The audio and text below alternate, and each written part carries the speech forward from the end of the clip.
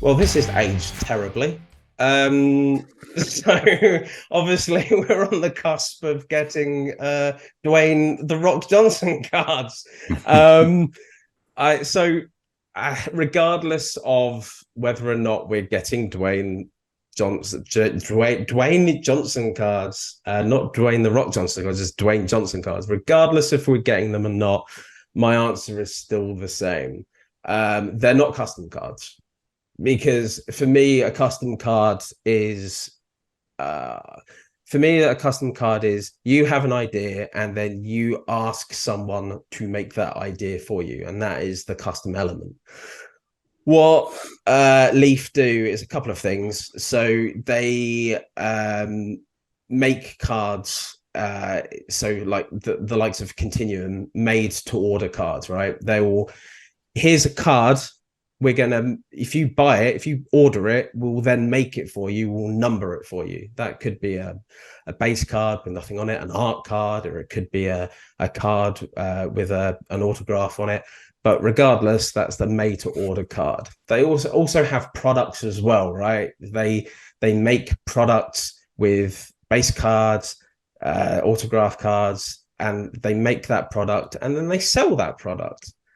So this is all in line of what Panini and Topps do, right? With regarding Panini, they have Panini Instants, which are made to order cards, and then they have products which they sell out. The only difference with Leaf, and it purely really is the only difference, is that they do not have the licenses agreements. And if you think of them in the wrestling terms, they do not have the licenses agreements with WWE, AEW, TNA, or any other company. They just have an agreements with the person in order to get like their autograph, their picture, whatever. Is that a custom? No, it's not. It is. Is it thought about potentially as a lesser product? In my view, yes, it is, but it's not a custom. That's my answer. Unless Leaf wants to sponsor us, they can pad the pockets and change my answer. But I I do think they are custom cards. Reason being is I feel like they are a sticker autograph company that will pay artists to draw renditions of said wrestler, said baseball cards, to where it's essentially fly by the seat of their pants. They can't get any of the licenses, so all of your baseball and football players do not have the logos on the jersey. They use homemade, well, I don't know the proper term, but like fan photography for photos, because we've seen just some random pictures. And then when they can't do that, we've seen in the wrestling line where they almost went like the Diamond Kings route with the small cards, with the art. This year's Leaf were like caricatures. And so with that, I think that they go to these guys, say, hey, sign X amount of stickers, we're going to pay you for that. And then well, what are we going to do with these stickers? Well, we've used this image 17 times before. Let's draw something, or let's do this. And then it's just a fly by the seat of their pants. Let's add some stickers and throw one good autograph in 17 cases, and then get stuck with King Haku. Sorry, King Haku, you'll kill me. Or David Flair. Or David Flair. I would say the more and more that I've like got into sort of learning about cards and stuff, the more legit I've found Leaf to be. It's still not great, I think, when sports cards, especially with the no low, like they wouldn't be able to put this badge on. Do you know what I mean? It would just be a plain shirt, so it looks kind of lame.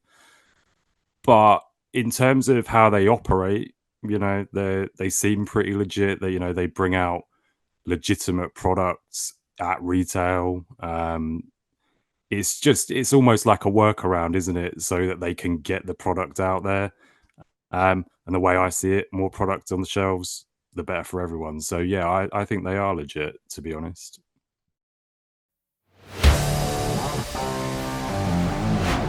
Well, yeah. I mean, that's we're 2-1. We have to be really unanimous here. I mean, Travis, can we sway your argument? Anything? The only reason I say that they're not custom, I don't. I think there is an There's a issue with custom their. element.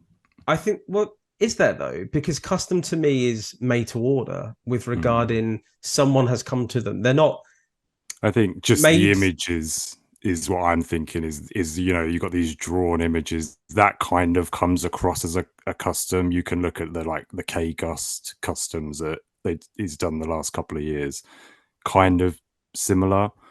So that kind of strikes you as a custom, Yeah. but But the everything element, else about them, but the I'm not thinking, element to me is not the design that makes it custom. Is that the mechanism of which they sell or the way it's produced and produced, yeah, created, sold. That to me is the custom element, yeah, and that's the breakdown of it, because everything they do, like made to order stuff and their products, other companies do exactly the same thing. yeah. So there's no custom element in that. The only thing you guys are thinking that they're creating these some good but mostly crappy designs.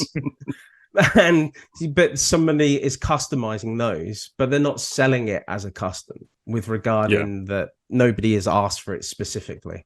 Well, somebody might have, I don't know, maybe. But to me, that I don't believe that is custom. But I will secede on this because maybe custom, you're right, they aren't custom per se, but maybe more fly by the seat of their pants because 100%.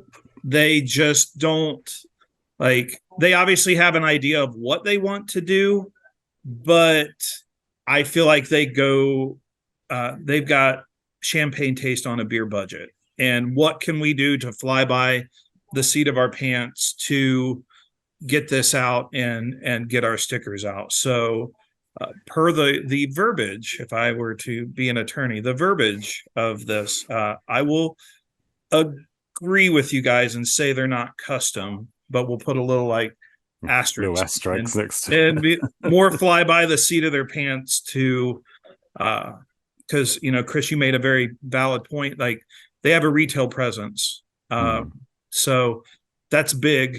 If they were only online or buy through their website, then we'd have a better argument. So I do think a lot of it is the legitimacy side of it, because they just feel like a lesser product, and it's not necessarily.